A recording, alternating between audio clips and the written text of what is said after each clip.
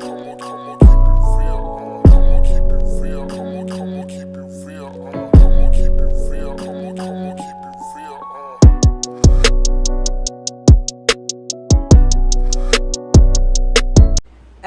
111.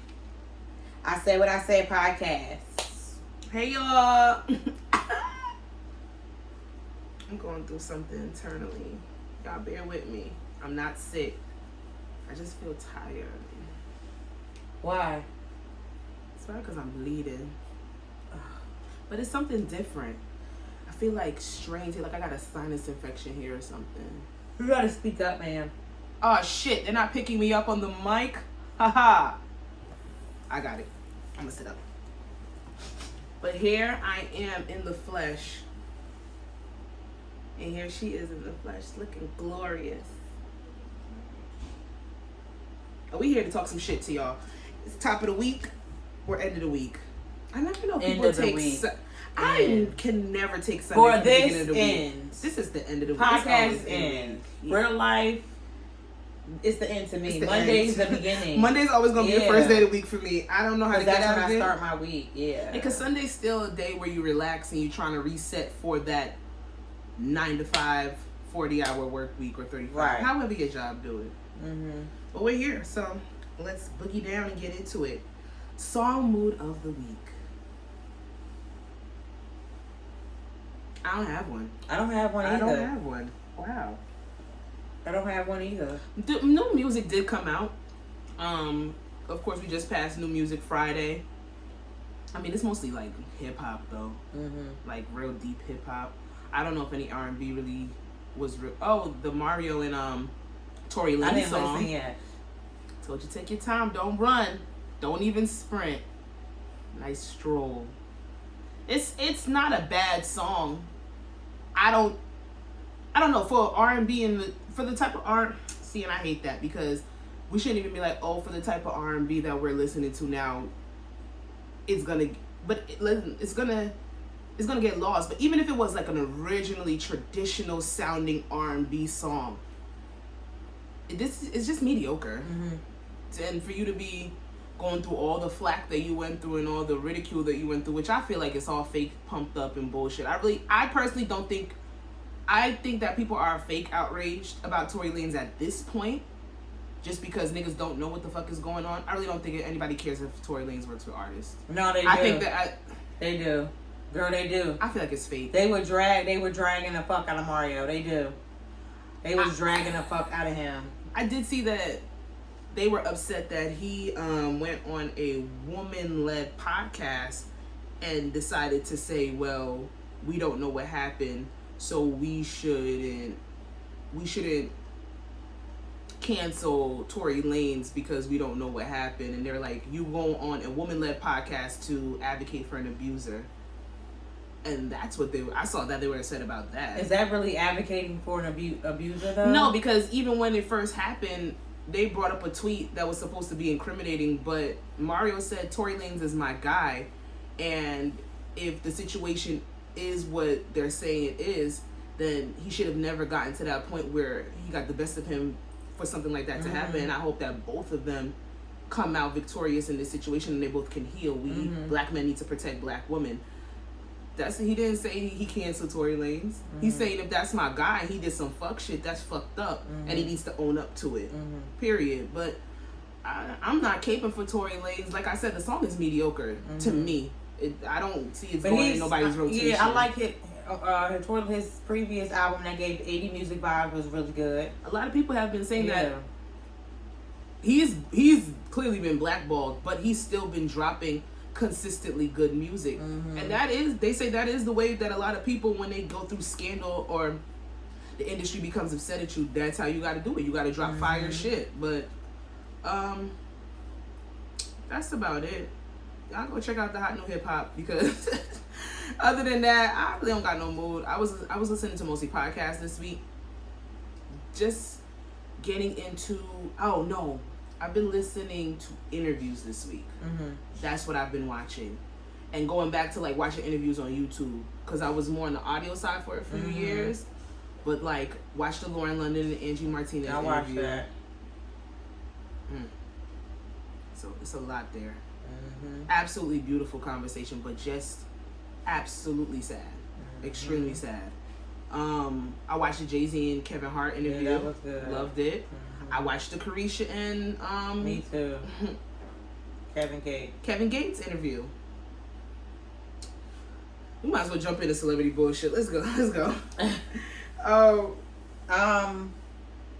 Presidential. First up is presidential whiteness. So Hunter Biden, Joe Biden's son, his iCloud was hacked. That nigga is so embarrassing. And there was a video of him on the phone with a woman arguing about his coke. He was saying like it wasn't the right amount. So he was. It was just. Like I said, I've been listening to a lot of audio, a lot of podcasts, a lot of interviews this week. And this one podcast brought this subject up, and they literally just said, like, Hunter Biden has to hate his father. He has to. Why do you record an interaction about some coke with a quote we don't even know, but alleged prostitute? Is that who the women were in the video? I don't know. Allegedly, but you know. Stop it. You love me so much. Stop. And I love you too. But today and tonight, Rocky, right now, stop. it's about to turn. Stop. You're supposed to be in your bed. I love how they just stare at you like you saying some bullshit. Like you don't know what she's saying. He knows what I'm saying. It's just aggravating. The kid whisper don't work. Don't work on him. He has to hate his father though. To record yourself doing a coke transaction, knowing that you are the president's son, and like, you know they're gonna be hacking your shit at least once a month to see if they see anything they can have. Like your phone is on constant hack. Putting your coke on a damn scale, mad as fuck. Like this is not the right. But you know that's why they kept him away during the campaign. All the shit that Joe Biden has literally made laws against in the past and tried to eradicate, his son does. Like his son is into that shit full throttle. Like and the thing is, they said, I don't know the name of the daughter, but she wrote a book and was like, just expressing like how they grew up, and their father just, he was all politics. Like he chose politics over being their dad. And a lot of people speculate that his son is just gonna make his life a living hell because they have a terrible relationship. Cause you just keep embarrassing your daddy. Sorry. I did see it. I allow you to hit me. I allow you to abuse me. Sorry. I see it again, but that motherfucker fast. It is. On to the next. His mama, Joe Biden's wife, Jill, she was forced to apologize for making this ignorant comment when she said how Hispanics are unique as breakfast tacos. White people been waiting this week.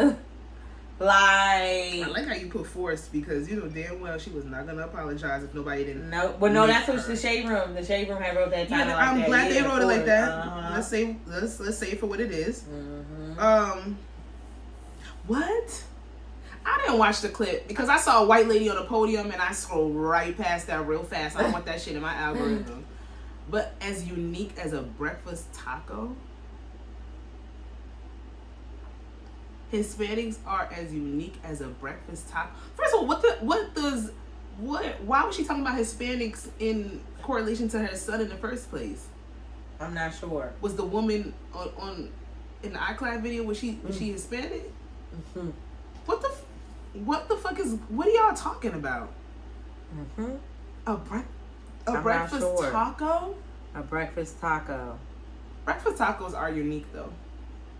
She's so racist. You gotta take a pancake, you gotta put the eggs. You think that's racist? The cheese. Or just it's highly racist. Even if, now two things can be true. Her statement is racist, but a breakfast taco can be very unique. Have you ever had a breakfast taco? I haven't had the one where you had to put the pancake, and then you put the eggs, and you put the bacon, you put the cheese, you put the syrup, if you're into that. Sometimes I don't want syrup on my eggs. I feel like it's weird. Me either. Do you do that? No, I prefer to have it, if I'm gonna have the pancake as the base, as the tortilla, if I'm gonna have, now I'm being racist. Yeah, why you said it like that? I'm sorry. I'm sorry. I'm sorry. I'm really sorry. I'm really. Please don't. Like, We about to get fucking damn. shut down. First Lady Jill Biden. Raul helped build this organization. Hold on. Raul and it's worse. But we can't get those things on our own. Raul helped build this organization with the understanding that the diversity of this community, as distinct as the Bogotas of the Bronx, as beautiful as the blossoms of Miami, and as unique as the breakfast tacos here in San Antonio. Wait. But we can't get those things on our own. Raul helped build this organization with the understanding that the diversity of this community, as distinct as the Bogotas of the Bronx, as beautiful as the blossoms of Miami, and as unique as the breakfast tacos here in San Antonio. Wait. I don't want to hear this woman again. I don't want to hear this again. Can't get those. She called the Hispanic people in the Bronx Bogotas.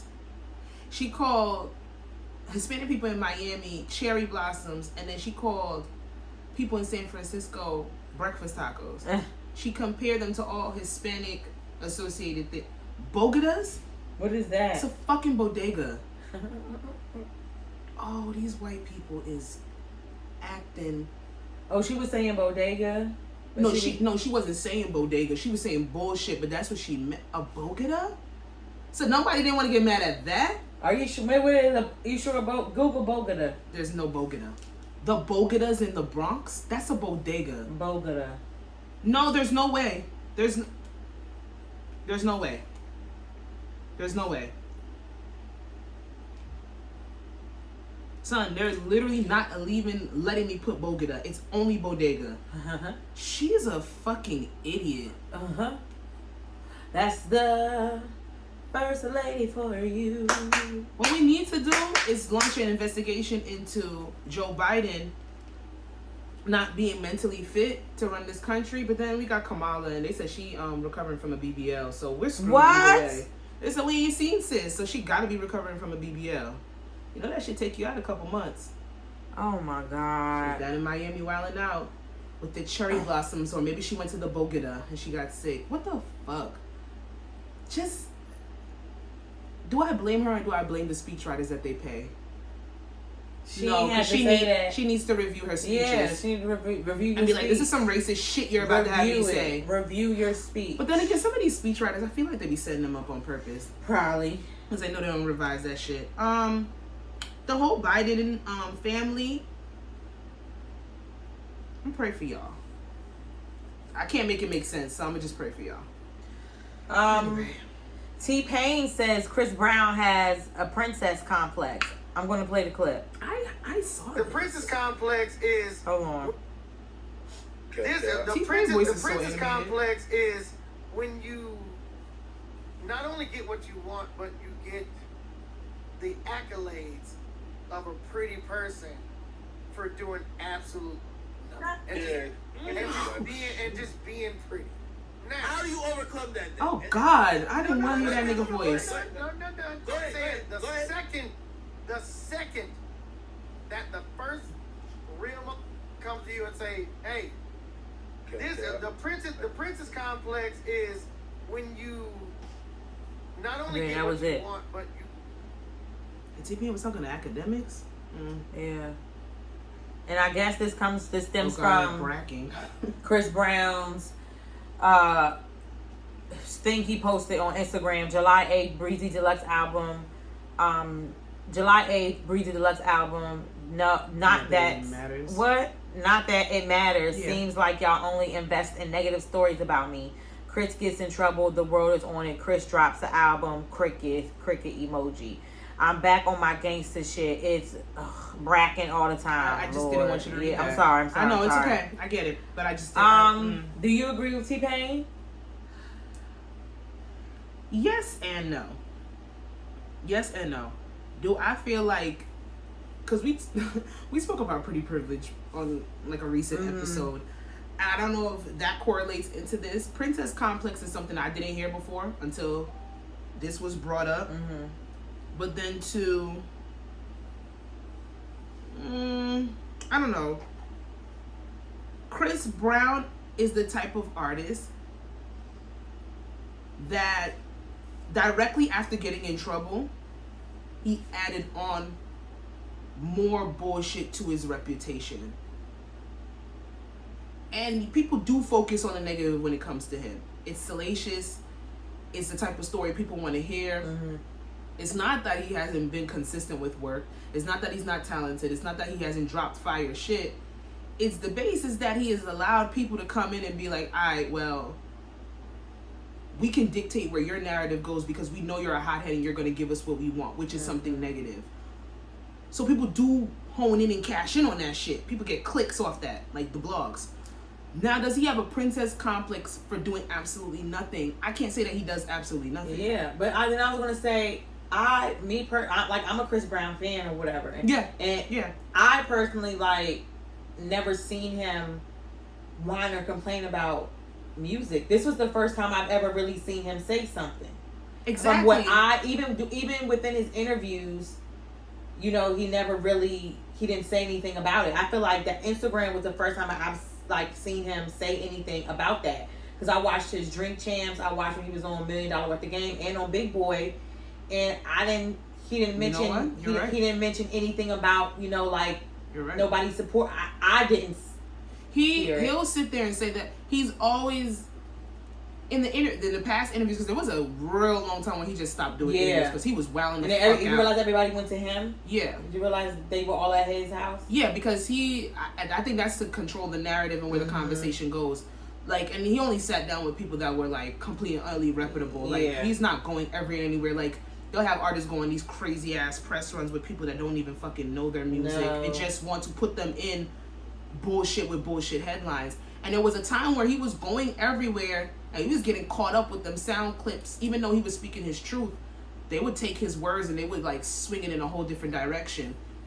But I don't think that this is the first time that I've ever heard him say that the negative stories that they put out against him is a correlation to his music. Mm-hmm. Because he's always stood on that narrative that you guys always are going to feed into the bad part of me and the quote unquote bad things that I do. There was even at a point where I'll be the new Bobby Brown. I'll be the black sheep of the music industry, because that's the box that y'all want to put me in. So he went full throttle with that shit. Like, but this is the first time that I've ever seen him correlated towards music. I think that Chris Brown needs to redirect his anger when it comes to his music with his labels. Yeah. If he didn't do those interviews, if he didn't drop, like, even that song with Wizkid, why is that not bigger? Yep. You are not an independent artist. You are a major artist. And that's true, because you know where it's big at? It's big at where he has control over. Like, it's big over on TikTok.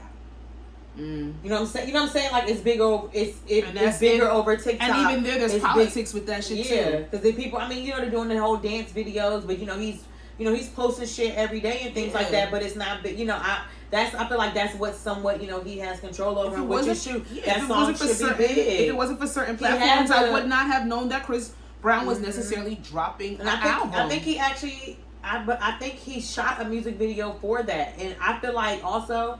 To piggyback on that song? Yeah. I feel like I did. I think I saw something about it. And I do feel like I don't know. I don't know if it's a princess complex, because it's like I can understand that I can acknowledge that there is something called a princess complex. You want accolades, you want praise for doing absolutely nothing. I cannot sit here and say that Chris Brown has done absolutely nothing. Right. Has he taken times where he's disappeared to probably be a better father, to maybe stay out of trouble, to stay out of the limelight because negativity and bullshit seems to follow him? Absolutely. But when you make certain bodies of work, you're not working if you're making a 40-song album, even if people receive it well or not. Right. And the latter of the conversation, a lot of people, they'll go in and they'll be like, well, I'm not listening to no fucking 40-song project. And I understand that wholeheartedly, because I'm not doing it. My attention span doesn't work like that. But then on the flip side, those same people come back and when they after a couple of years or a few months, they go back and they listen to it, they're like, it's fire. So it's not that it's not been consistent with the work and the level of work that he's been doing. I don't know if T-Pain I don't know if it's more of a princess complex or it's like, at this point. I do think Breezy should have been promoted way more. But that's a label issue. Yeah, no, not nothing with him, but I feel like it should have been, I think labels know that they can make money off of his likeness, but they're still scared of the name Chris Brown. That's what I was going to say, yes, because I feel like there should have been a bigger press run. But then that's crazy. You want to make money off a nigga, but you don't want to go full throttle and push him forward because a bigger press run. He has been blackballed. He is still the black sheep. Because there's another story that just came out with him. I saw that. A girl in Texas or something. He is the black sheep of the industry. Yeah. And people know that it's easy to say Chris Brown did some shit because more than likely people are going to believe it because, let's be real, he never righted his wrongs in the way he should have after the Rihanna incident. And that shit has followed him and it will always follow him throughout his career. But he got to direct his bullshit with the labels. Yeah. You going on your Instagram to call out blogs for not promoting your shit, but where's your budget to do that? Right. And if you don't want to be put on certain platforms, I'm sorry, you got to play the game. I don't know. Princess Complex, not so much, but there is I think he needs to redirect his anger. Right. Definitely. So you were right. Doja Cat loses 200,000 followers. I'm like, what the fuck I was right about? On Instagram. Child. Doja Cat love for white men is gonna get her caught the fuck up every time.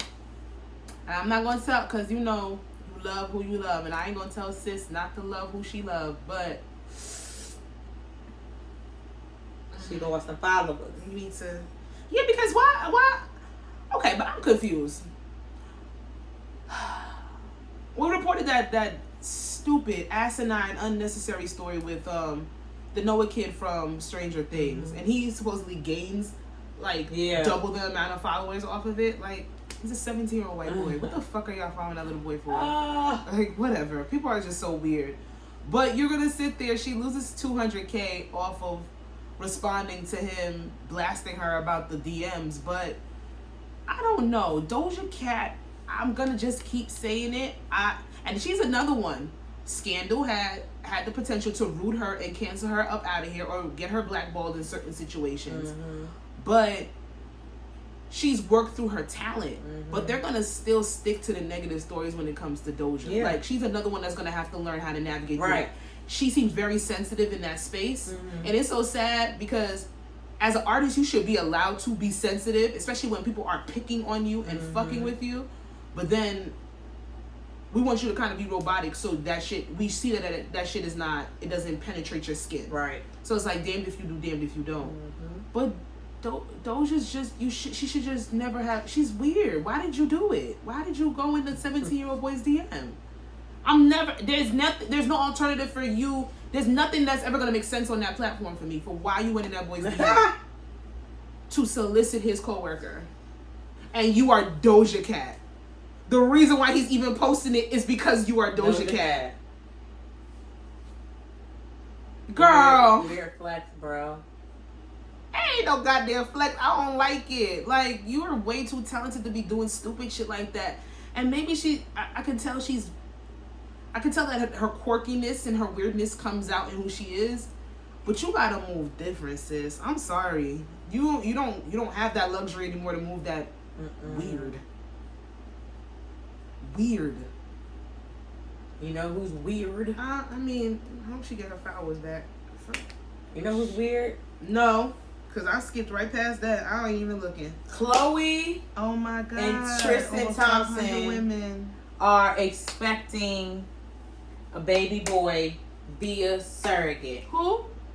Chloe Kardashian Simpson and Tristan Thompson are expecting a baby boy via surrogate.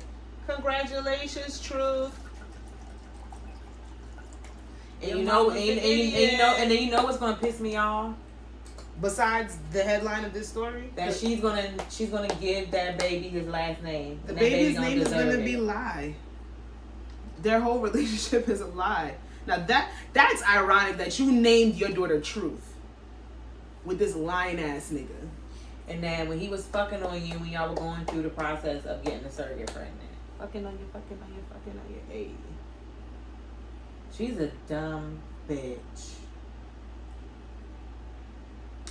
See, I don't even like to use that terminology when I speak about, you know, counterparts, but Kardashians ain't us and we ain't them. So yeah, I mean, sometimes there is no other term or there's no other vernacular that can really suffice, and she's pretty stupid. She's pretty stupid. She did, but not for nothing. She's consistent. She's adamant in what she says. She said that she wanted to have another child. She said she wanted to have another child with that no good nigga. She said that she wanted to have another child with that no good nigga, and she wants all her children to have the same no matter the situation. No matter what he does to her. And she is staying true to brand. Oh my God, this child's name is just gonna keep popping up in the most inappropriate places. When your baby's name is Truth and your baby father is a bull-faced liar, what do you do? Have another baby to distract you? Distract the nannies? They're gonna keep making black babies as long as they can. Yeah. She might need exorcism. She needs Resident Evil. She needs no way. She needs holy water to be flushed down her throat. A fool. She's an idiot. A fool. She's an idiot. Like, two things can be true, and this is not to say that even myself has not been or tried to, I guess, try to hold on to something that clearly isn't there. Maybe to a certain extent. It may be true. And I've got to say to a certain extent, because I cannot relate to this. Me either. I can't relate to this level of stupidity, this level of embarrassment, this level of betrayal, and just full on being proud with it. But then again, what we say on here all the time is we don't know these people's lives. If she's happy, I don't gotta give a fuck. That's my new term. Instead of saying if you happy, I love it, I'm gonna say I don't have to give a fuck, because I really don't. And Chloe's an idiot, and she's happy being an idiot. So it is what it is. Is it sad? Is it probably triggering for a lot of women who have been in these situations that don't have that plush few hundred million to sit on like she does? I know a lot of women are out here calling her the stupid because, you know, they probably can't say it to themselves, but I'm gonna be honest with you, like, she's just gonna keep making babies with this nigga. And the thing of the sad, you know what, the sad thing, well, not the sad, everything's already sad, but I know, like, you had a baby on the way. Tristan is, you know, Tristan's going to end up marrying someone else, and she's just gonna look even more dumb. Wow. I know, I see it. He doesn't want her. No, he doesn't. It's very clear. There's like, and no one can sit here and be like, no, you don't know that, and this, that, and the third. Don't say he does. No, because when you break down actions, being big, like, actions speak louder than words. It's very and true. His actions point to the fact that he does not want her. I do believe that he has some type of love for her as being the mother of his first child. And probably loving her at one point, or he loves the fact that he can take advantage of her. I think he does love her, but I think he loves her. I think he loves her with the condition that he can use her. If she ever stood up for herself, he just go find somebody else that he can do that to. Like, it's not on a basis where.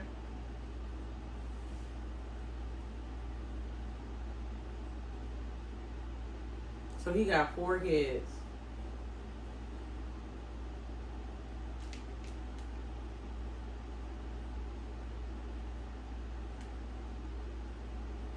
Hold on 1 second. He has 4 kids. Isn't it? Or it's about to be 3. It's about to be 4. How he got 4 kids? I thought Truth was his only baby. He has a child with Jordy C, the boy Prince.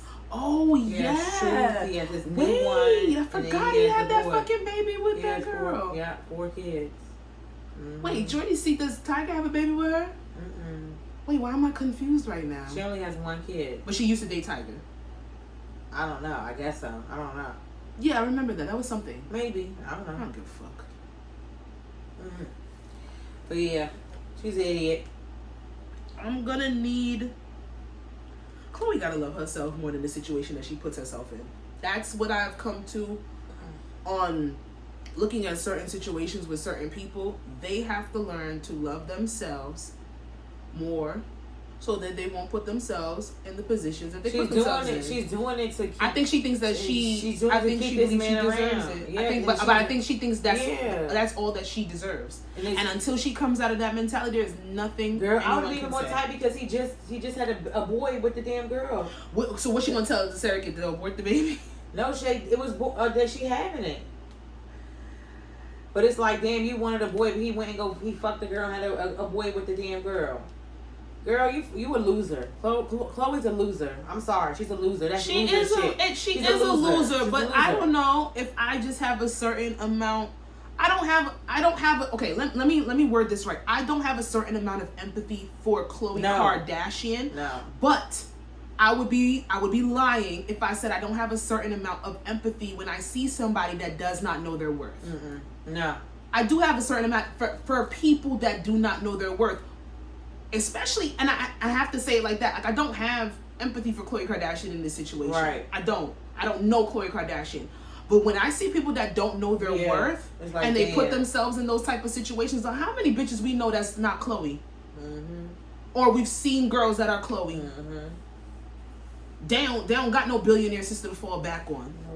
They can't hop off in their jet and go to Aspen or hop over to Mykonos real quick and cry that shit out. They're in the house with them fucking kids. And that low down dirty nigga is knocking on their fucking door. And they think that's all they're worth. And that comes to show you that money don't mean shit. When a nigga want to dog you or somebody wants to play in your face and play with your feelings, money don't mean nothing. Anybody can look fucking stupid. Yeah. It's sad. Pray for the children them, and I hope that they had a healthy baby. Is it a boy or a girl? A boy. Oh, she got a boy. That's cute though, I guess. No, it's not. She's desperate. I know. She's dumb. She's desperate. Lamar said he would take her back. She was better off with him. I would rather she was better looking. He's thriving. He is trying. He was a crackhead with her. He wasn't thriving with her. They both. Well, yeah, she's a crackhead probably now. But I don't understand Lamar because how you said, oh, I would take Khloe Kardashian back now, but then you say he had said, no, never mind. I don't even want to go down that road. Okay, anyway. Over 500 women passengers filed a sexual assault allegations lawsuit against Uber. I saw this. I'm not surprised. That doesn't take away from the fact that it's still fucking disgusting. Over 500 women across this land of the free, home of the brave, this nasty ass country, have to file sexual allegation with. What if it's 500 different like drivers? Girl. And imagine all of the women that did not file any type of lawsuit. You know it's 10 times the amount.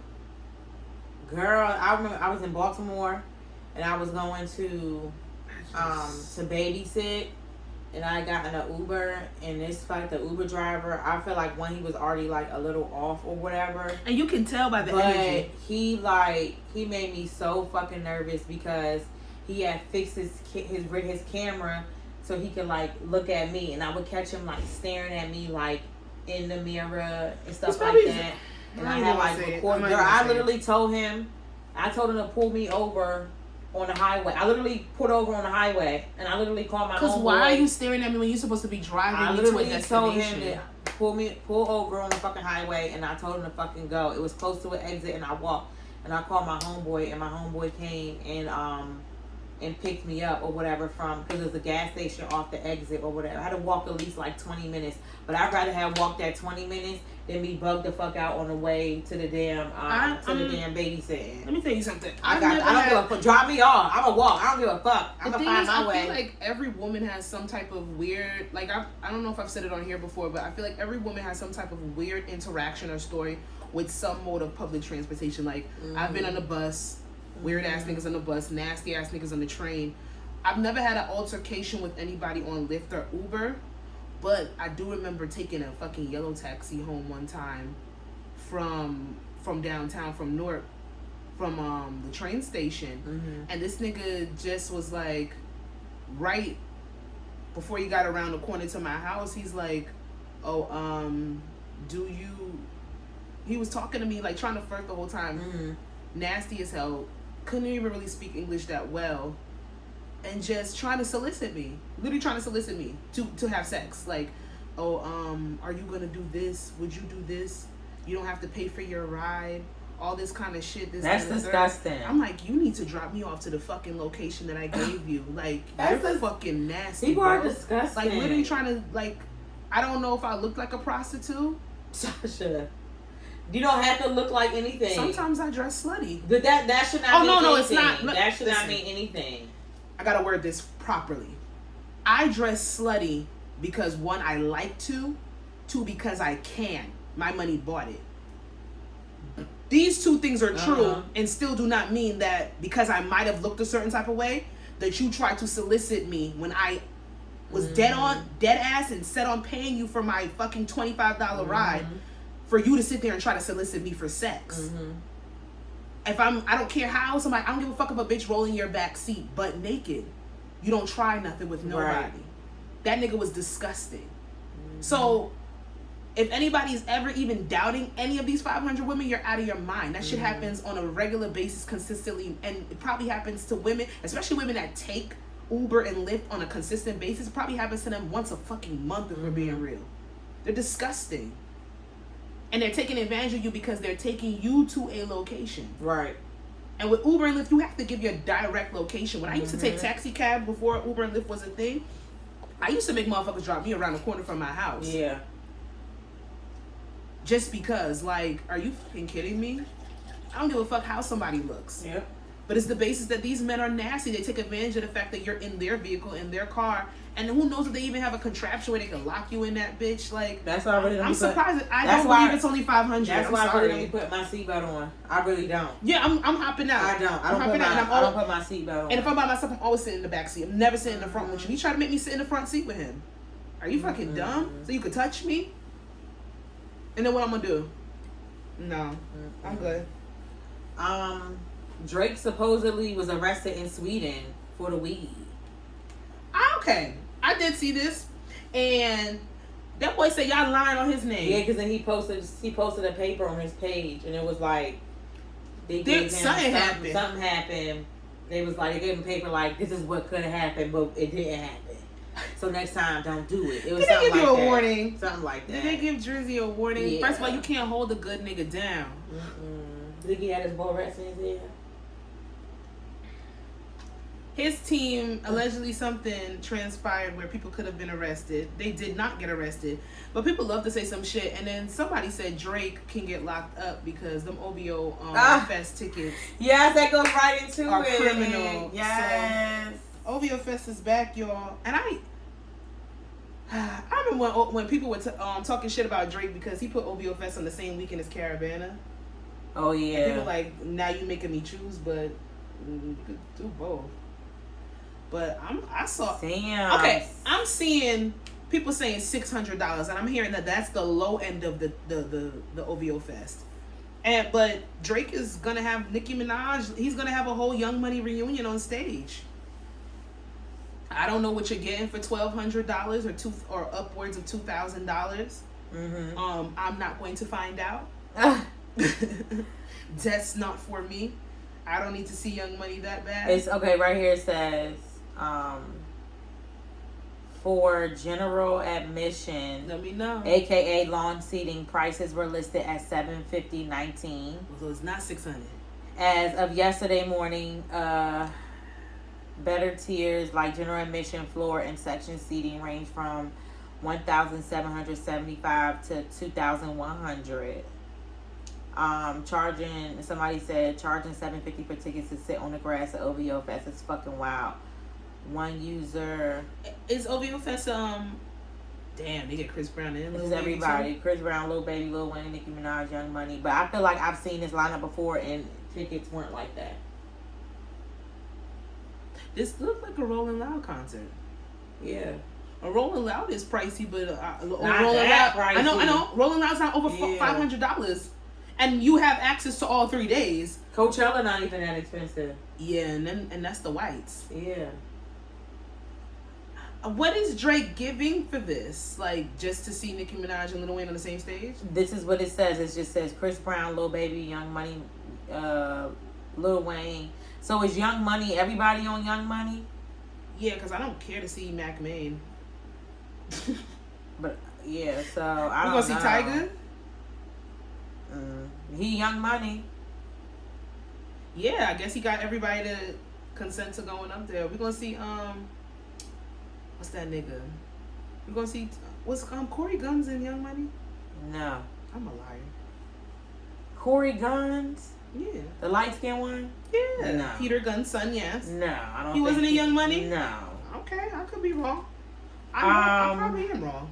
It's like, so no, the only person that can get that money out of me is Beyonce. And that's a big if. Because I know she's about to go on tour. yeah. And I need to be saving for my future. So I don't know if I can save for my future and Beyonce. Mm-hmm. But like, I did say, when I saw Beyonce at MetLife, nigga, we were on like a second tier and balcony. And that shit was fucking, it was inspirational. It was beautiful. That's good. Now I don't know if I need the pit, but they say the pit is life changing. Do I need the pit? I want to be away. I want to be the pit. away. You're in the like you have to be cool with that, and that's why I need the full experience. I need to be in a space. I need to be in a space. The pit, and that's why that's why some people say they're never going to pay that much to be in the pit to see Beyonce, because you can be transformed at her concert without being in that pit. Mm-hmm. I'll tell you this right now. Now I don't know if the pit's life changing, but I'm not good with heat. And I'm not good with multiple crowded bodies around me. Right. And I'm not good with, and even at a Beyonce concert, bitch, weed smoke, nigga. I snuck a blunt in my wig. I just remember that. Yeah. I snuck a blunt in my wig to the Beyonce concert. It was on the run. So it was her and Jay-Z.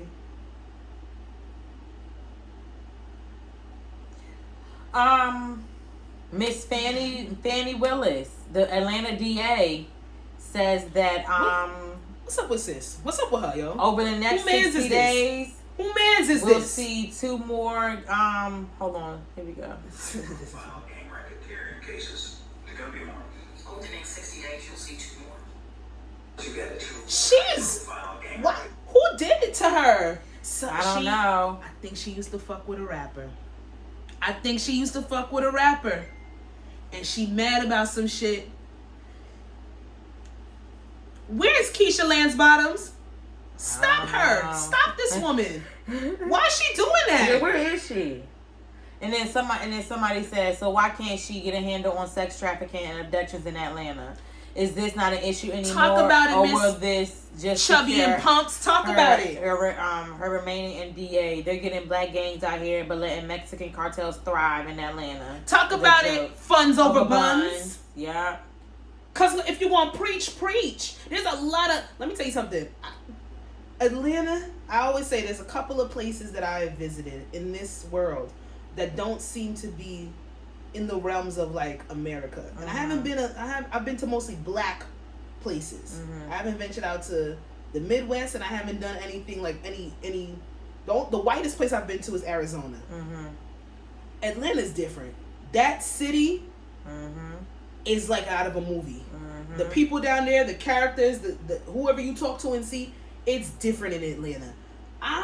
This is a fucking episode of Power. Yeah.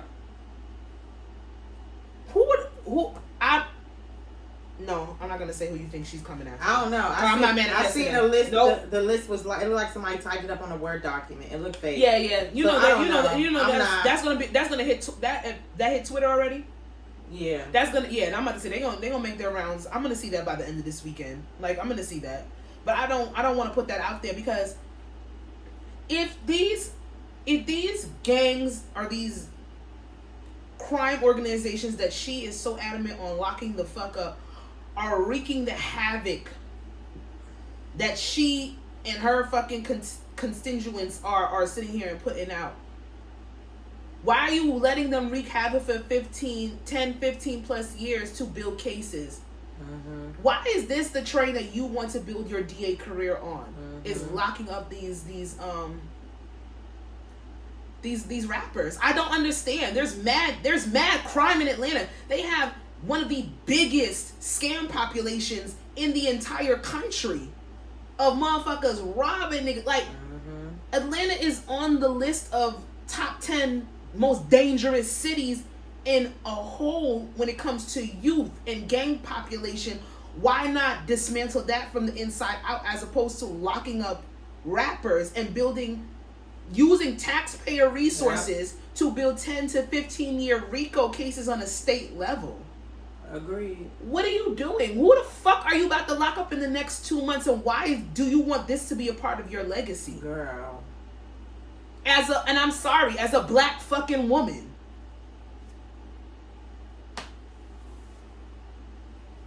Something else is there. We might not see it. We don't know what it is, and we don't see it as... Right. But something else is there. And it's going to come out real soon. You watch. Because that shit she doing is nasty. And she's so proud with it. I mean, listen, I love a confident woman to be bold on your shit. They said Kamala used to be the same way. Yeah. Maybe that's her mentor. Go get the BBL with Kamala, because you wildin'. Man exonerated in Malcolm X killing is suing NYC for $40 million after spending 20 years in prison. So, Muhammad Aziz is 84, had his attorneys file a complaint in Brooklyn federal court on Thursday, citing his wonderful conviction in the murder of civil rights leader who was gunned down in the Audubon Ballroom in Upper Manhattan at 39 years old. So basically, this is the guy that they accused of killing Malcolm X. The hood told y'all already that this man didn't kill Malcolm X. The hood told y'all already who killed Malcolm X, and nobody listened. Because when police don't want to do police work, they'll take any and anybody and destroy anybody's family. Didn't they say who did it in the movie? Yes. And in the documentary. For years, niggas had told y'all this man did not kill Malcolm X. And 40 million? Bro, I would have went for 100. Somebody said a Billy. I would have went for 100. They would have had to at least settle at 60. I would have went for 100. I'm taking that. And you had me as one of the most notorious. And I'm living. I'm 40 million. I'm living the motherfucking. I'm leaving the world. 84. I'm gonna make sure that I put away enough for everybody. Life away from me. For me, my kids, kids, and my kids to be good, and then the rest, because I don't have, and it's not that you don't have a quality of life, but I don't have much longer. Let's be real. 20 years, bruh. I said it wasn't me. I would have went for 100 and then at least let them come down to 60. So after taxes, it could at least be 30. Damn, and I know what I'm definitely gonna do. I'm about to YouTube this shit. Did you watch the Netflix documentary that they have about Malcolm X? I think so. Fire. But they been said this man didn't do it. Yeah. I think he's lowballing himself. I think he could get more. They made that man to be the biggest notorious terrorist for how many years after that man's death? Shout outs to you, sir. Get your retributions, your reparations. Yes. Daniel, how do you say his last name? Kalua. Will not reprise his role in the Black Panther sequel. When he was on, I guess it was the red carpet for this movie that he's about to be in with Keke Palmer, a Jordan Peele film. They had asked him, and he just responded, "Nope." Nothing more, nothing less, just nope. Was that supposed to be funny because the name of the Jordan Peele movie is Nope? Maybe he's a pun, a play on words. Okay, so I take it as this: if he's not coming back, because he played Chadwick Boseman's best friend. He had a in a personal his relationship. Role wasn't huge, but he had a pinnacle role. Yeah. He plays a part in that movie. It's gonna look kind of weird him not being there, but I'm pretty sure they're gonna replace him. Of course, but with who? I don't know. I have such a crush on this man. I can't He's even. beautiful. I can't wait to see that movie with Keke Palmer. I might run out the movie theater, but I want to go to the movie theater and watch it. Let me tell you something. I love going to I went to go see Jurassic Park recently. I just loved going to the movies, but I was still like that. The movies has become a little bit a scary thing. At late night. Yeah, that's what I'm saying. Like, I want to go times where people don't really Late go. night. Or even, no, but the matinees early in the morning, No, 10 it's a.m. not summertime now, no. Summertime. Oh, it's fucked up. Summertime. Have you ever been to, like the luxury movie theaters? I just went to one, and I would say I'm not going to go because Why? they don't have... So every time I go to the movie theater, so if I go to AMC, I love to get the nachos and cheese. Yeah, that's true. The fancy place, the Cinemax or whatever it is, they have it, but the cheese is disgusting. I believe it. The cheese is disgusting. They And probably put some I was fancy ass charcuterie board No, cheese. it was. I don't even know Then what. they melt it. I don't even know. It came in a pack like I the like other it. one at AMC, but it was just disgusting. That was the only reason why I was excited to go to the movie. That's my main part of going. Can we go see this? No. Yeah, we can. I want to go see. No, I haven't been to the No, we movie. can see I haven't it. been to the movie since Queen and Slim. No, we can see it. Okay. We can go see it. That'll be Good. fun. We can do that. We can go to the fancy I movie love theater. it. Oh my god. And we can even bring in our own liquor and then our own juice, make little drinks. I forget which one they say makes amazing drinks though. Yeah, but the way this world is set up, I'm not paying now, $16 for a drink. You get an $11 bottle of wine, be alright. Like, then again, I think maybe it's because Chadwick Boseman has transitioned on that he doesn't want to be a part of it, or maybe he saw the script before we did and he doesn't like the direction it's going in. But then again, these movies are based off of comics, so it's pretty set in stone what's going to happen. It's just for you to build upon. Yeah, but the I feel actual I feel like probably because Chadwick is not going to be might there. not It's be- like yeah, the momentum is lost. Even though people are waiting to see how they're going to fix it or how they're going to go on with Who's him not playing? being there. I don't know if they're recasting, because Shuri, the girl that plays Shuri, the sister, she's not Letitia Wright. She's not coming back either. Which one is Letitia Wright? The one that plays Shuri, the little sister? sister, yeah, she's not coming back either. And she That's was how the comic is. No, she's not coming back to play. She's not Because coming back for her role. of his death? I don't know if it was because of Chadwick Boseman. Something strange going on with Letitia Wright. I remember that from a long time ago. Something strange going on with her. But she's not coming back either. So it's like, who are you going to have on there, Lupita? They probably, I mean, I know they're going to replace all their them. characters go on to do different things and have their own in the Marvel universe, but it's like, who's going to be in the second movie? I feel like Marvel does a good job casting. They'll figure it out, but it's gonna be a new movie at this point. It's not gonna have the same momentum like we did before. Because Black Panther was a moment, baby. That shit was sickening. That the costume, shit. the scenery, Everybody getting dressed up to go. I told you, I wore my head wrap. I dressed up from work. Went to go see that was fucking so movie. fun that night. That was probably one of the most. That was a fun ass night. Then we went to this fucking bar. I was when I was in Baltimore. We went to this bar, and we got fucking trash. Yeah. Like that. The 2 times I've had fun. Everybody was doing this. Fucking drunk ass. Fuck y'all. That and Best Man Holiday, and they made me go watch that movie twice in 1 week. And each time we went to the movie theater, niggas would turn around. Everybody and their mother was crying. Oh, me and you and Shakima, we saw that Us. What was that movie? Us. With that I told you that movie's good. Yeah. That movie is people don't like Us. I understood it from the time that it came out. The tethered, the different worlds. I don't know why y'all didn't get it, but Jordan Peele, he does horror right. As a comedian, he does horror right, so that's kind of scary. Nope is gonna be good. It's kind of scary. Nope is gonna be. I have no clue what that movie is about, and the fact that they got Keke Palmer, Daniel, and Jordan Peele attached to it is enough for me to go to the movie theater. That says a lot. So, shout outs to them. I See You Play It goes out to the nominees for the 2022 Emmys. I love Quinta Brunson becomes the first Black woman to receive 3 comedy Emmy nominations, and then we also have Cheryl Lee Ralph, Tyler Williams from Abbott Elementary, Zendaya, Issa Rae, and Childish Gambino, which are the Black nominees for the Emmys. And I really want to give a big shout out to Abbott Elementary because this fucking show is the shit. It shook us. It is here and it's here to fucking stay, and it was fucking amazing. And I'm very proud of fucking Quinta. So Abbott Elementary is honored to receive an Emmy nomination for Outstanding Comedy Series. First season out.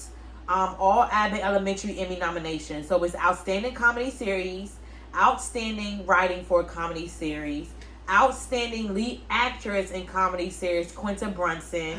Shout out to you, says Outstanding Supporter Actor in Comedy Series, Tyler James Williams.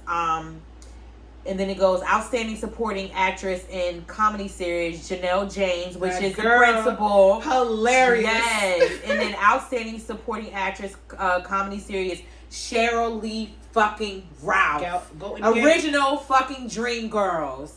Go in the game. Let me tell you Fucking something. D. Mitchell. Let Okay? me tell you something. Period. You saw that video of her son? Listen. When she found out that she was actually nominated, and the way her reaction, just in the fucking muumuu, hair wrapped Glasses. up like a real Caribbean mother, accent popped the fuck out. When I tell you, can't nobody tell me they ain't cried. That shit was beautiful. Abbott Elementary, and let me tell you something. From ATL, first of all, I will stand on. I really want to give a shout out to Childish Gambino. Yes. This last season of Atlanta. For us having to wait the way we had to wait, and for you to come with that, kudos to you, sir. He is a fucking creative genius. Of course, Issa Rae, come on now. It's an Issa Rae stand pod. She gets all the flowers. Zendaya, we've talked about how Euphoria has given us parental anxiety without having kids. That says a lot about a beautiful show. All these things are true. But Abbott Elementary, first season. It don't matter. That show came on every Tuesday at 9 o'clock. It don't matter if it was a Monday, from Monday, Wednesday, Thursday, Friday, Saturday, Sunday. Everybody, battle of the sexes between black communities on black Twitter.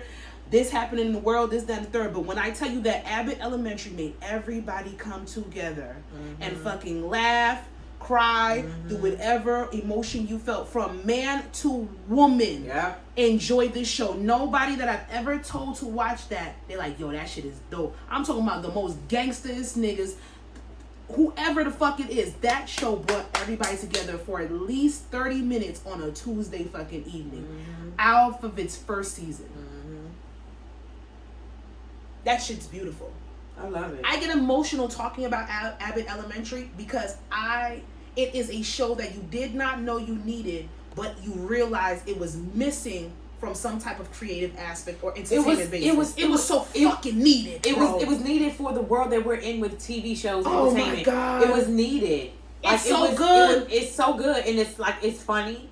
Like, it's just like, It's deep-seated, deep-seated, soul-wrenching funny. like, yes, it's still keeping up with today. Relatable as fuck. Relatable, Like Quinta, like you're hilarious, and your name has been personified with, just being a content creator, influencer, social, like getting your platform on social media. But when you said, "Hold my purse, I'm about to show y'all what the fuck I can do," you did it. she did it. And she has the right cast. Every single motherfucking person. Like on you, there. like I felt like she, like, this is a baby she's been like sleeping on. This is her child that she's been working on, and she's just like, yo, I don't really want to share this with y'all yet. But she knew that we needed it, and she did. And then when I forgot you had a dog. You scared the shit out of me. You forgot I had a dog. So when she sat there and she gave it to us with the best cast in the world, best characters. There is nothing out of place in this show. There is not one bad thing about this show. And do you know this show also, because the show also gives me improv vibes. I know it's not improv. You know they in but there saying like, whatever they want. It's just so authentic. Like, every single person on there gives their all, and it's just so good. Cheryl Lee Ralph, I'm so happy for her. Yeah, she man. deserves, Go. she fucking deserves, man. Like, Our girl Jennifer Lewis got a star too. girl, I love Miss Mama. This is Leg the up. leg up. Yes. Leg up. Cussing her ass off. I love her. Like, shout outs to all the black nominees for the Emmys, because honestly, black TV has just been striving. I know Sinead Thornton that plays Keyshawn, Mississippi. Yeah, she said she's happy for everybody, and she hopes that P Valley can get there by next season. Which I think with the direction they're going on, Yeah, they're definitely gonna get Yeah. there. They're touching on shit that people are still scared to even Yeah. step on, and yeah, that last episode was They had to give us a break after that episode. Oh, it didn't come on this week? It's not coming on this week. Okay. Girl, I had to confirm. I went to the P Valley Stars Instagram page. That last episode, they said, yeah, y'all might need a break. Yeah. And we did. So, shout outs to Abbott, man. Mm-hmm. Shout outs to Abbott. Let's get to the breakdown. So, I was watching, Some sound effects. yeah, I have to find a good one. I was watching, Adrienne Bailon, you know, Cheetah Girls from The Real. Yeah. She has a YouTube channel or whatever. And I was just watching her and her stepdaughter were just having a conversation or whatever. And I was just thinking, if you could give your 25-year-old self advice, what would you say? Damn, it's 5 years. Because, like, 25, I feel like 25, the idea like your 20s is, like, a very, you know, like, hectic or whatever. But I feel like 25 somewhat kind of starts, like, the basis where you actually transition. You to actually start thinking of, like, you know, your big girl, you know what I'm saying, goals and big, you know what I'm saying, like, everything. So, like, what would you give, because I'm 32, you're 30. Mm-hmm. What would you give your 20, like, advice you would give to your 25-year-old self? It's crazy that you actually put this on here because I was thinking about it like, damn, 25, 5 years ago, and I forgot in what context I was literally thinking about it. But I was like, I always say 25, I did have a shift. Mm-hmm. I know a lot of people talk about a shift with this age and that age, like they talk about milestone years, but I did have a shift in 25 where I'm like, I want to become more. I've had an inherent fear of responsibility ever since I was even like a child. It keeps scaring the shit out of me. So when 25 came, I wanted to become a little bit more responsible in the way that I treated myself, the way I treated people around me, and just the way that I maneuvered in the world. I didn't want my energy to be pulled in more negative or in situations where I wouldn't allow myself to be empathetic. I think my empathy and my empathy factor kicked in when I was 25. Because I really had this I don't give a fuck attitude. I really think I lived up to my the Aquarius persona that everybody has. You know how all signs, they have their telltale signs that you're this and that and the third. I really think I was a full-bred Aquarius until I turned 25. So like, I don't give a fuck. I don't care. It is what it is type of attitude was there. And then something shifted. I don't know if it was weight loss. I don't know what it was. I don't know if it was me gathering myself to say I want to become more responsible in certain areas. Right. But yeah, 25 was a shift. That wasn't a question though. I just realized that. But it can lead into okay. So what? Okay. What advice would you give your 25-year-old self? You're worth it. Always know you're worth it. Always know that how you feel, what you feel, is worth feeling. Even if it comes off irrational, even if it comes off as petty. Your feelings, know that your feelings mean something. And in that moment, sit with them, talk to yourself about them. Don't beat yourself about them. Be nicer to yourself, and know that you are worth it. Right. That's what I would tell my 25-year-old self. I would tell my 25-year-old self to really like let it go and fuck it. I say let it go based off of the relationship that I was in, that I just should have had like let go. Like let go, like girl, you gonna be fine. Like it's gonna be it's gonna be over like that. Yeah. Let it go and then like fuck it, like, you know, me doing what I wanted to do. I was always worried about what other people were going to say or what people always thought. When in actuality, like fuck it, like who are these people? You gotta live for yourself. Like, you gotta live for yourself. Who are these people? Like, who cares if these people watch? It's gonna be 1,000,001 other fucking people who you don't know that's gonna watch it. And that's something that I still struggle with, you know, to this day is, you know, worried about what other people are gonna think or people don't support, when knowing I don't give a fuck if I only have like those 7 people that I know that are gonna support me, you know, 7, you know what I'm saying, is better than none. That's true. And things like that. So that's something I still have to like, you know, get over and stuff like that. So I would say let it go and fuck it, just do it. That's what I would tell my 25-year-olds out. Definitely. Because there's different things that can sit there and condition you and hold you back from really being who you're supposed to be. But then at 25, even though I feel like that is where a lot of people's transition happen, you're still young as fuck. Yeah. You're still stuck young. on, and then you're right. We were old enough at that time to be like, we need to start becoming more serious with certain things. But then we were still at that point where like Gen Z, like millennials, trying to figure out what the fuck it is what we actually want to do. So right. Yeah, man. You gotta talk to your younger self a little bit more though. I think people think that once you become I'm 30. I gotta stick 30. I'm 31. I'm 32. I'm 38. I gotta stick to just talking to that people. You have to, and it's more of a therapy type of thing. But you have to talk to your younger self. A lot of us don't heal our younger selves, right, and think that we're gonna be 35 and we're gonna be okay, right. But we didn't heal the 17-year-old, the 14-year-old, the 13-year-old in us. Correct. It don't work like that. Right.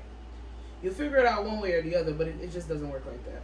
So I think that's good advice for 25-year-old GFE and Sasha. So do you think about the future a lot? All the time. It's kind of annoying. So how do you avoid worrying about what might happen in the future? Girl, I don't. Okay, my personality has a lot to do with that. I'm very much as it is what it is. I cannot stress the things that I cannot control. However, I'm only human, so there are certain things that I think with me with the future, it's like I might hone in and cultivate on, well, you're not doing this. Right. You want to be here, but you're not doing this. You're not doing that. You're not doing that. It's my procrastination that I think is going to affect my future more than anything. But I don't dwell on things that I can't control. Correct. Too much. I can't, because my anxiety is rooted in shit that has happened. I don't think that I have anxiety for things that haven't happened yet. Right. And I know that there's different levels to anxiety, but my anxiety is on shit that it's more present based, more past based, as opposed to future based.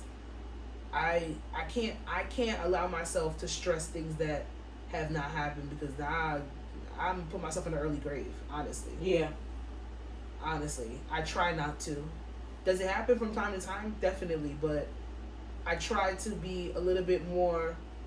I try to give myself grace when it comes to that. Be a little bit more reasonable.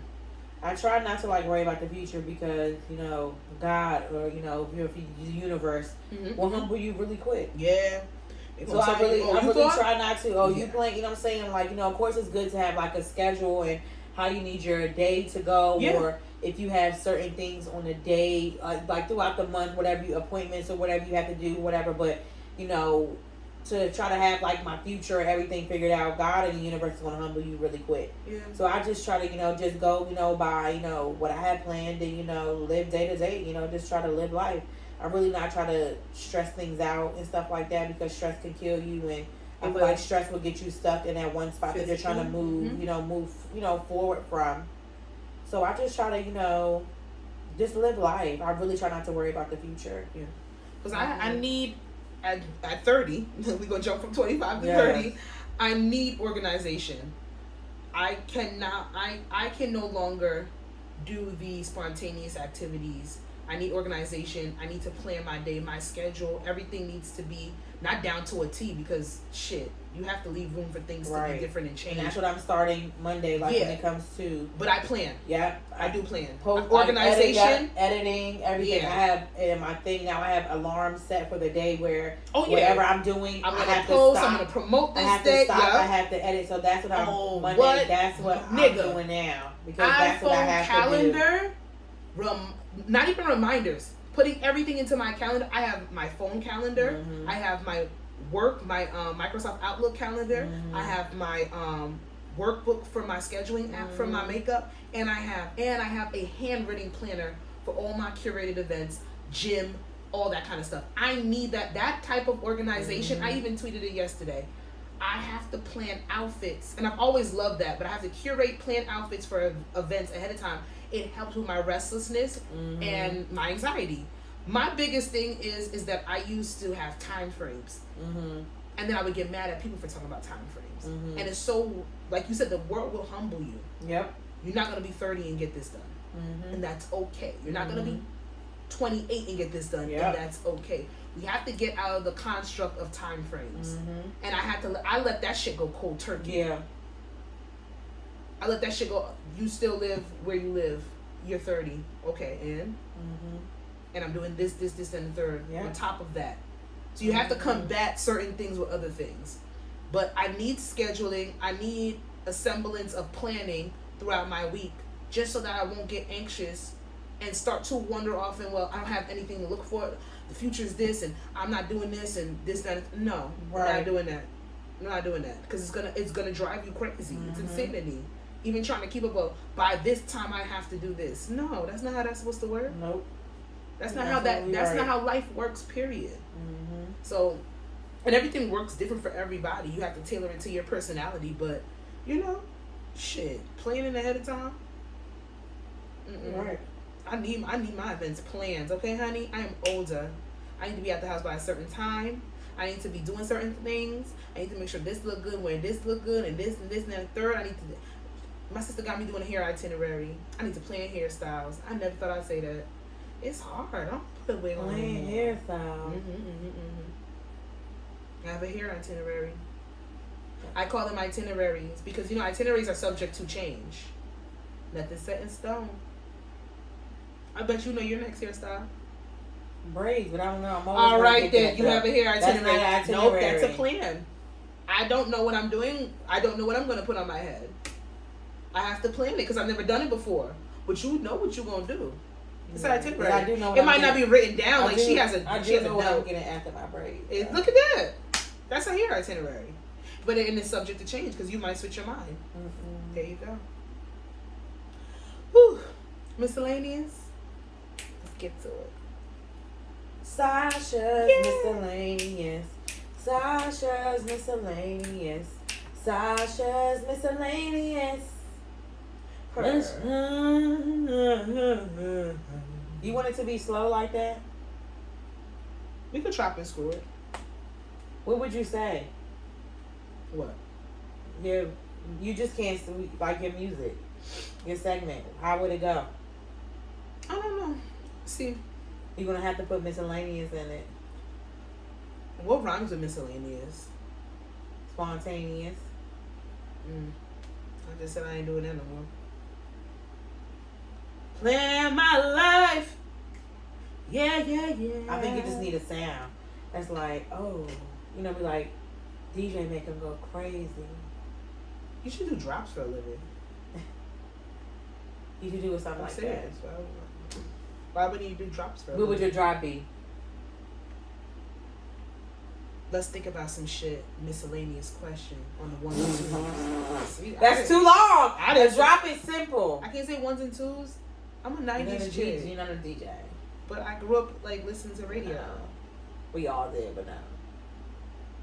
Mic check. Miscellaneous. What you thinking about? Let's talk about it. Yeah. You should giggle. Let's talk. I'm not a giggler. I'm more of a hackler. It's deep seated. Comes from the gut. Pick the miscellaneous question. What's the thing? Well, we have number 1 as I'll watch it again. I have to hear this. Never mind. No, it's fine. I love all my miscellaneous questions. People might have a problem with them, but I love all the conversations that it oh boy sparks. Boom. What 2 R&B songs must you hear at your wedding if you choose to have a wedding? That's the question. 2. What 2 R&B songs that have to absolutely be played at your wedding? Or whatever event you want to choose. Not everybody wants a wedding. Damn it, I didn't think about this. I wish I would. Shit. I don't know off the top of my head. I really don't. I'm gonna look at the comments. You can't, but I can. Oh, What? the first comment. I know. I want to walk down the aisle to Trina. I got an ass so big. I mean, no. That's not an R&B song. Oh. No. That's not an R&B song. Wait, I was talking about a comment. Oh. Why? Wait. Why do you want to look back at it at your wedding? Granted, you should. You know what song I actually love? I don't. Because no kid should be there. I would say "To Me Is Still." Ooh, somebody did say it to me. To Me Is Still. Oh, that's a good one. Just tell me. I don't know. No, I'm gonna give you some ideas. So Okay. somebody said, "This Is Why I Love You," Major. No, I'm over that. Let's play that. Love All Over Me, Monica. No. That's one of her songs people don't remember. I know. You tired of Monica? Yes. Usher, Superstar, and Tyrese, Sweet Lady. Oh. That's cute. I mean, you're gonna play more than one, but the ones that I have to hear. That's not it. I already have one. Promise, Jagged Edge. Mm-hmm. Love All Over Me, Monica. All My Life and Let's Get Married. All My Life, Casey and JoJo. You know what I'm talking about? All my life. Okay, I was just waiting for you to sing it. Let's Get Married. I feel like you gotta play. Okay. That's a really good song. I would like 112. Do It Anywhere. We Okay. could do it anywhere. I definitely have a 112 song for my wedding, but everybody should know it. If you know me, Cupid. I'm walking down the aisle to the No instrument. Brian McKnight. Brian McKnight. I listen to him when I break up with people.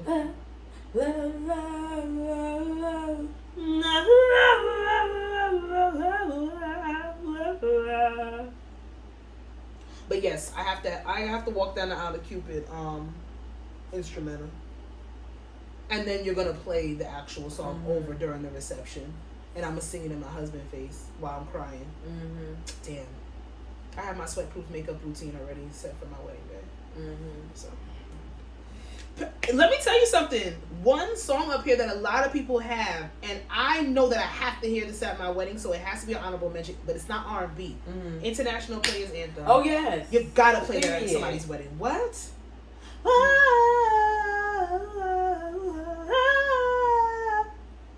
Never choosy, never ever fuck without a rubber. Until the end of time, a lot of Jagged Edges up here. All My Life, Casey and JoJo. John Legend. Which one? Ordinary People? Flying so high. No. Spend My Life with You, Eric Benet, and to me is a favorite. Yes. Only You, 112. Y'all freaky. Britney Spears, Hit Me Baby One More Time. Happily Ever After, Case. Oh, I love that song. That's what I need today. I'm showing vocal range on here. Y'all getting this for free. There's no Anita Baker on there. I didn't Giving see you the best that I got. Giving you the best that I got. I feel like your DJ shows off by playing that song, but you don't remember to request it, but your DJ shows off and plays that. Monica is on here. Knuck If You Buck.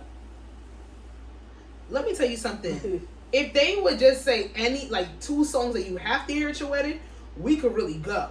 But it's R&B. But Knuck If You Buck does need to be played at a wedding. I feel like it's appropriate. I feel like it's a good, get-friendly, it's a black national anthem. I think that's something that needs to be played at a reception. You Play Too Much. Lovers and Friends. Tell me It's the emoji. Oh my god. Because you said some bullshit. You and I, Avant, and Kiki Wyatt. Okay. How does that song go? There's nothing in the world Yeah. to for you. In the middle key. Shani said, And go. you telling me you loving me. So we listened to that on the way to the gym the other day. Shani said, this is the most chaotic song I've ever heard in my entire life because both of them are fighting to be supreme on the vocal range, and then the words to the song, they're literally fighting each other. And she said that song is chaotic as fuck. And the fact that this motherfucker, people trying to be funny here now. Anything Luther? Okay. Anthony Hamilton. Yeah, Shanny's gonna play that. And the point of it all. Music Soul Child. Music You Soul know Child has good music. I didn't even mention him because he on here. You know he on here. Oh, you Sent did from Heaven by what Keisha song? Cole. Sent from Heaven. That's my shit, but okay, why is that on? Like, why did you say that? Into You Fabulous? Bitch, that's not. No, I said that's to me is still. He's on the remix. Exactly, and Ashanti is on one of them versions. I'm about to say, Ashanti. All of Me, John Legend. Yes. Brian McKnight, The Only One for Me. Okay. And Beyonce, Dangerously in Love. Okay. Okay, I can get with that. On the Run. What about Brandy He Is? Or is that about God? Stop playing that. It's not my favorite. Is that about God? It probably is. It's not my favorite. No, I'm asking it. Or is it about... It's not one of those I really... Like, let me tell you something. You better relax with that straw. Nasty. I definitely would play... Definitely play On the Run. Beyonce and Jay-Z. I know people gonna look at me like, bitch, what the fuck is wrong with you? But that song, it just brings out such an emotional, capacity inside. You know what I'm playing? You gonna say some bullshit. This is a story about a girl named Lucky. Early morning, she wakes up, knock, knock. I wish people would take my segment serious. Mm. Matrimony by Usher and Let Me Love You. First of all, Matrimony is Wale's song. Stupid ass. What is it?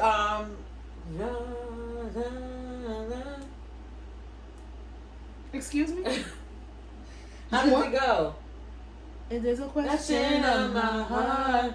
You got it. Yeah. Don't belong to anyone but you. And there's a question of my heart. I'm telling y'all, make your voice real deep and just riff out the words when you don't know it. You know what I want to say? It's a PSA. I really want Sierra to stop making music. Why would you end it like that? I want her to stop making music.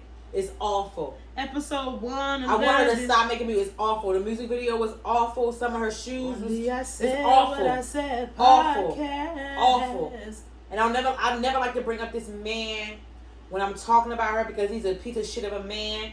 But he was fucking right. This is your girl. He was fucking right. Coco. She should have never made 6 remixes of Body Party. You should have left it at the hip hop version and went that route. But you wanted to go rap and your shit went downhill. This fucking song that you came up with is tired, late, and we're over it. You keep making the same kind of fucking song like this, and it's not happening, and it's not fly, and it's not cool, and I want you to stop. You get face, you get body, you get mom life. Go that route. Do a blog. Give us fashion. But stop giving us fucking music that we never asked for and that we do not motherfucking want. We are on YouTube. And that was a PSA from Jazzy Accords from I Said What I Said podcast. And we will see you next week. Episode 111. Period.